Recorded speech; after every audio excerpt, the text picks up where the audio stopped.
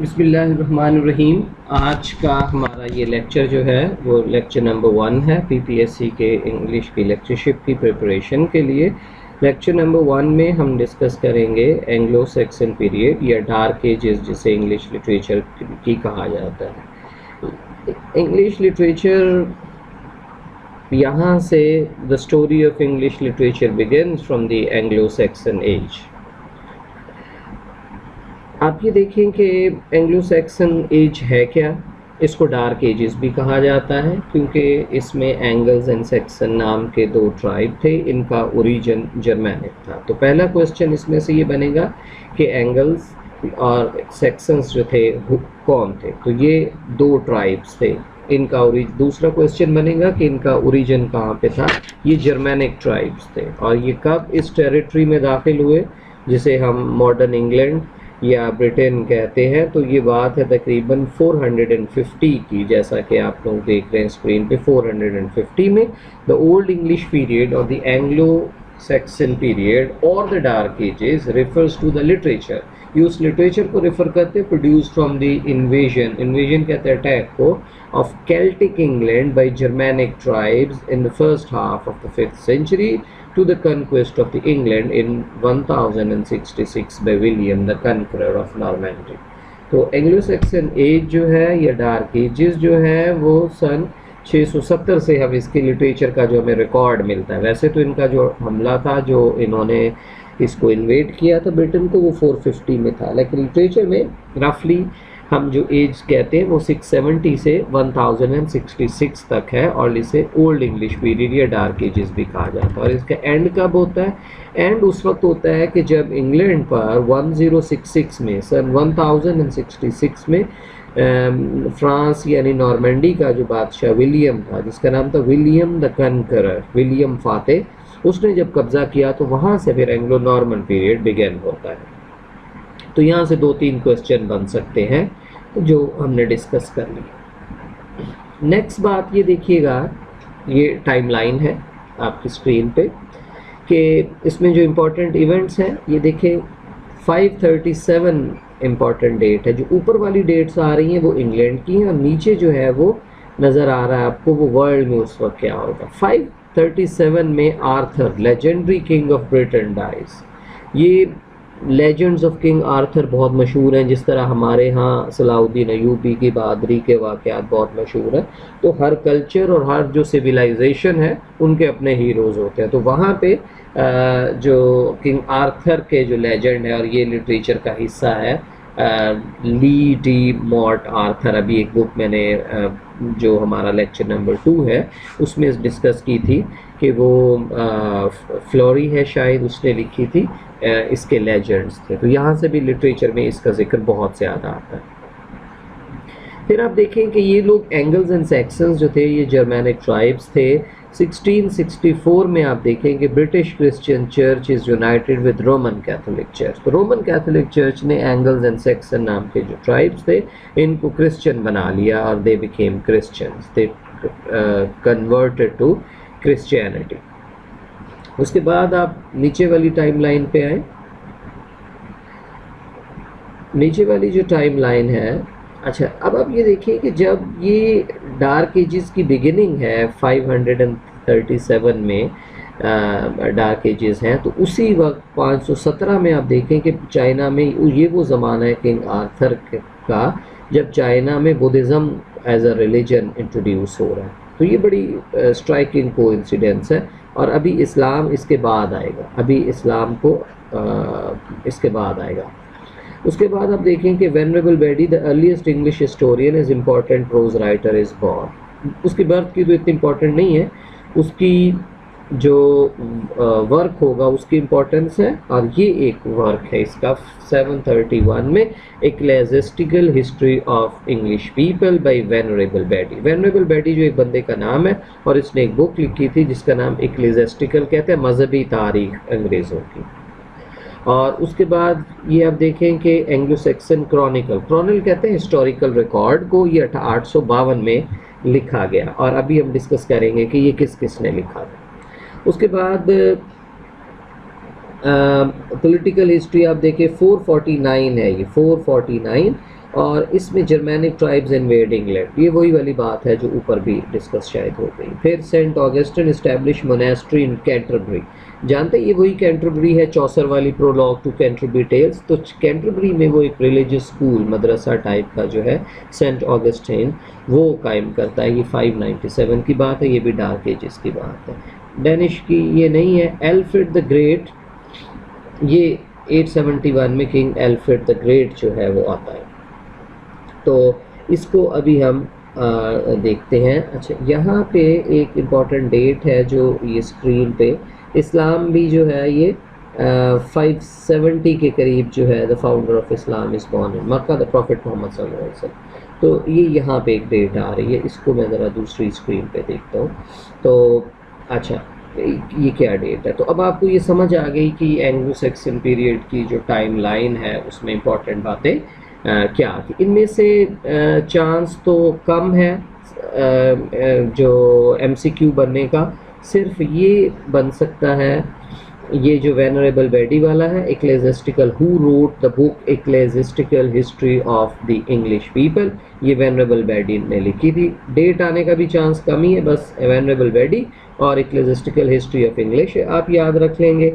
और इसमें आप लोग और याद रखेंगे, बस मेरा ख्याल है कि हाँ, ये इंपॉर्टेंट डेट है कि जर्मैनिक ट्राइब्स जो एंगल्स एंड सेक्सन्स थे उन्होंने कब इंग्लैंड को इन्वेड किया, यानी अटैक करके उस पर कब्जा कर लिया। तो ये दो बातें इसमें इंपॉर्टेंट हो जाएंगी।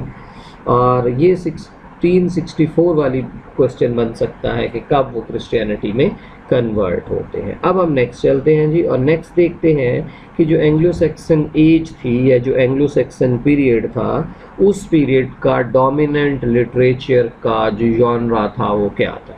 लिटरेचर इंग्लैंड में एंग्लो सैक्सन जो ट्राइब्स थे उनकी जो फीस्ट्स वगैरह होती थी, जो बारबेक्यू नाइट्स होती थी, और जो उनके फंक्शंस होते थे, वॉर के बाद जो वॉर की सेलिब्रेशंस होती थी, तो उसमें आग जला के कदीम ट्रेडिशन में लोग बैठ जाते थे दायरा बना के, और उसमें सिंगिंग, डांसिंग और म्यूज़िक टाइप की चीज़ें चलती थी। तो ये ओरल ट्रेडिशन था। अब ज़ाहिर है कोई लिखता तो नहीं था इन बातों को, ना ही कोई इंग्लिश लैंग्वेज उस वक्त तक मारज़ वजूद में आई थी। लोग टूटी फूटी जो भी अपनी कबायली लैंग्वेज थी वो बोलते थे। तो अब उनकी जो शायरी होती थी वो ज़बानी कलामी होती थी, लोग खुद ही अपनी तरफ से गाने, किस्से, कहानियाँ, फोक बैलेट्स बना लेते थे।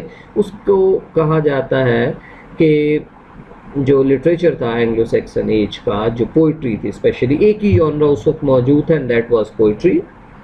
तो ये क्वेश्चन आ सकता है कि एंग्लो सैक्सन एज का में लिटरेचर की कौन सी फॉर्म अवेलेबल थी, तो वो पोइट्री अवेलेबल थी। दूसरी इंपॉर्टेंट बात ये कि क्या पोइट्री उस वक्त रिटन थी? No, it was mostly oral tradition was in practice. Oral tradition ये बहुत इंपॉर्टेंट है कि उस वक्त लिखा नहीं जा रहा था, ज़्यादातर जो था ये ओरल ट्रेडिशन था। लोग किस्से का जो पोइट्री थी, पोएम्स थी, बैलेट्स थे, सॉन्ग्स थे, वो याद कर लेते थे और वो ही एक दूसरे को मुख्तलिफ फंक्शंस में सुनाते रहते थे। अब अगला क्वेश्चन जो बनेगा वो होगा कि ये जो लिटरेचर था उसका सब्जेक्ट मैटर क्या था, या what kind of literature was there। तो ऐसा आ सकता है, इसका एक टर्म जो इसके लिए इस्तेमाल की जाती है वो है 5 प्रिंसिपल लिटरेचर। तो ऐसा MCQ आ सकता है पेपर में कि जो एंग्लो सैक्सन एज का था लिटरेचर वो कौन सा था। तो नीचे ऑप्शंस में अगर कहीं आपको 5 प्रिंसिपल लिटरेचर नज़र आए तो इसका मतलब होगा कि वो एंग्लो सैक्सन एज से ही मुताल्लिक है। और ये भी हो सकता है कि which one of the following is not included in the 5 principal literature.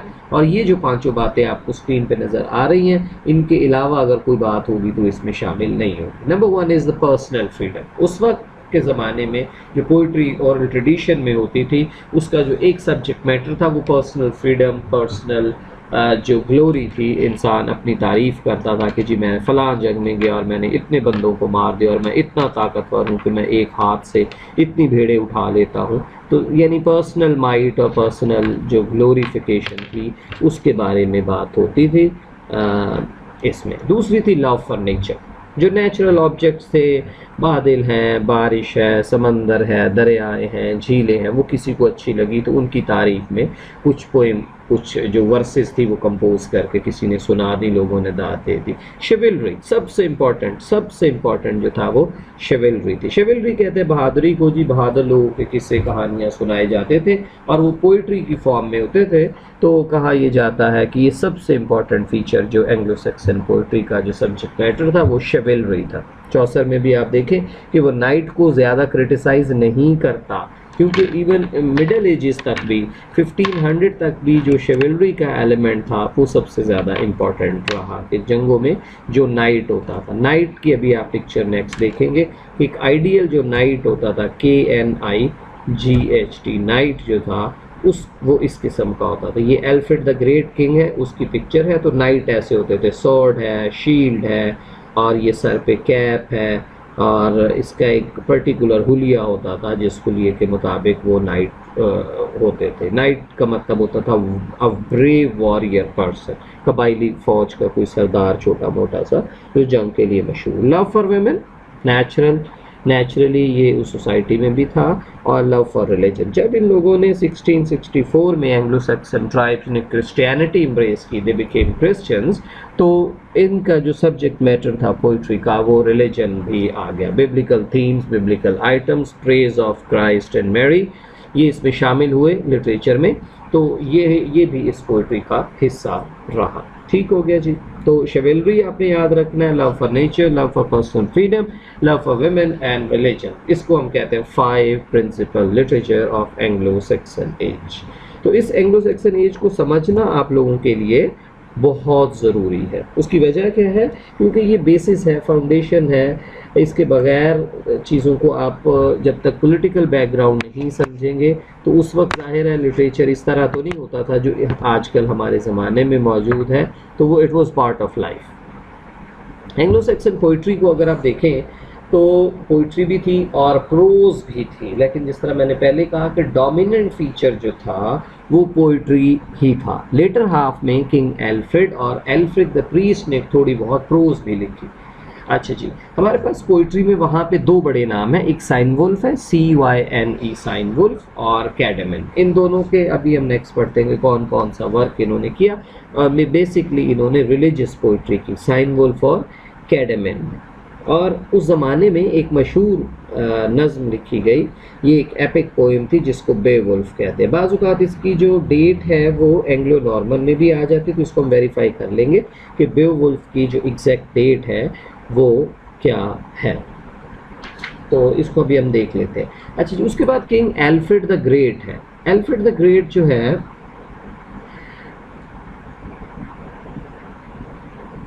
when was the poem Beowulf written?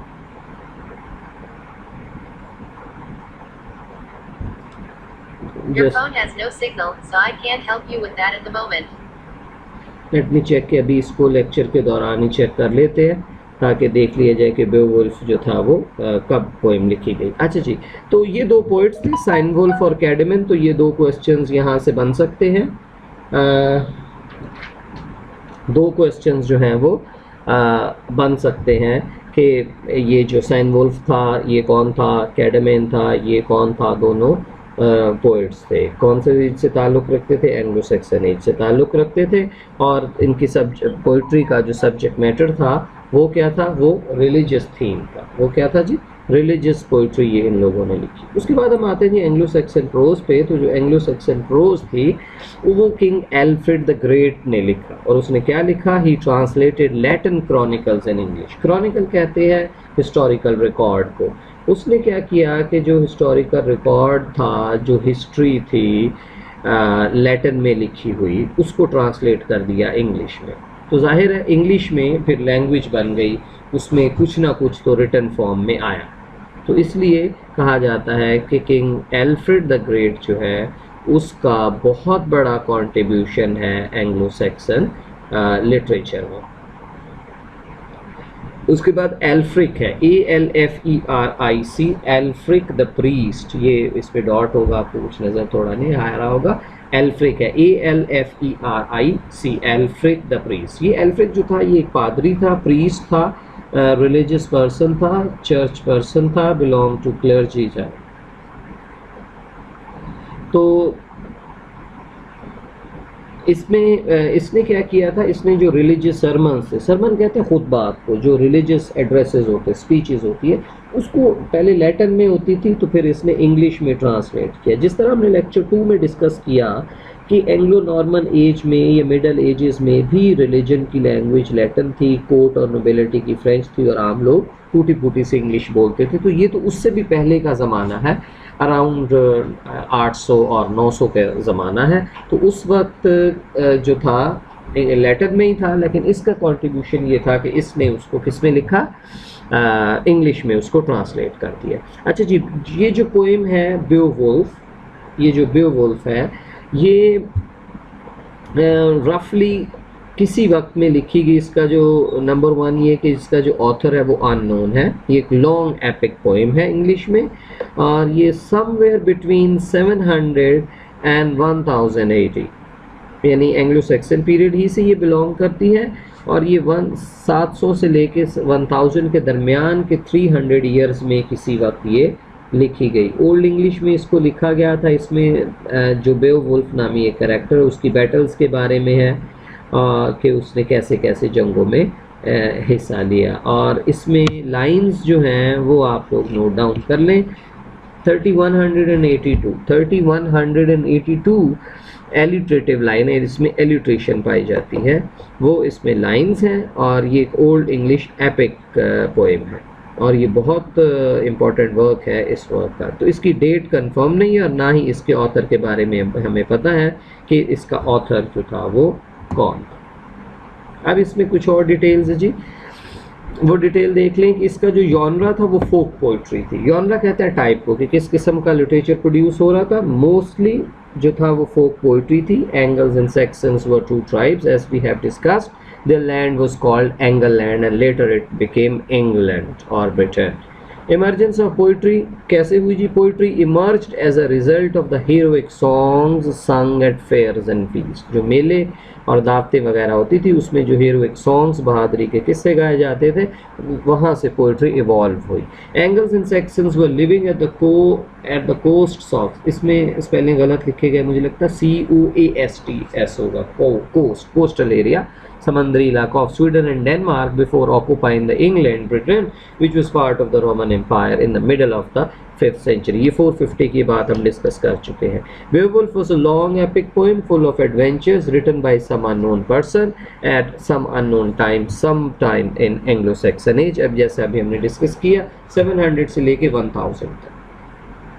साइनवुल्फ की है जी ये एक important poem, Christ's ministry on अर्थ.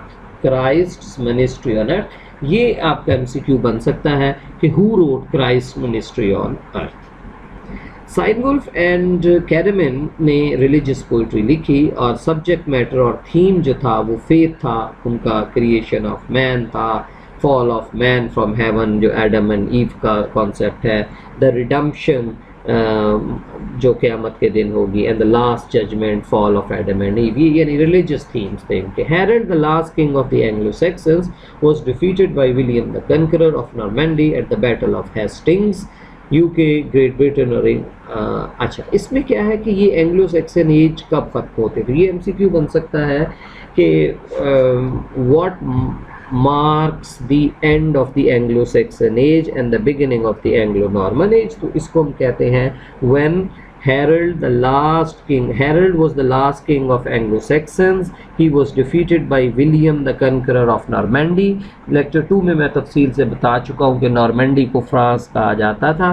तो जब उसने फ्रांस के बादशाह विलियम ने इंग्लैंड को फतह कर लिया तो एंग्लो सैक्सन एज ख़त्म हो गई और एंग्लो नॉर्मन एज बिगन हुई. अच्छा ये नीचे देखिए इंग्लैंड, ग्रेट ब्रिटेन जो है. अच्छा अब आपको पता है कि ग्रेट ब्रिटेन में, यूके में और इंग्लैंड में क्या फ़र्क है.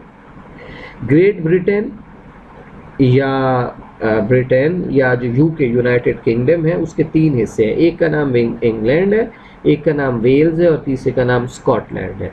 अगर हम इंग्लैंड कहते हैं तो इंग्लैंड से मुराद सिर्फ इंग्लैंड है. जब हम यूके कहते हैं या ग्रेट ब्रिटेन कहते हैं तो उसमें ये तीनों टेरिटरीज शामिल.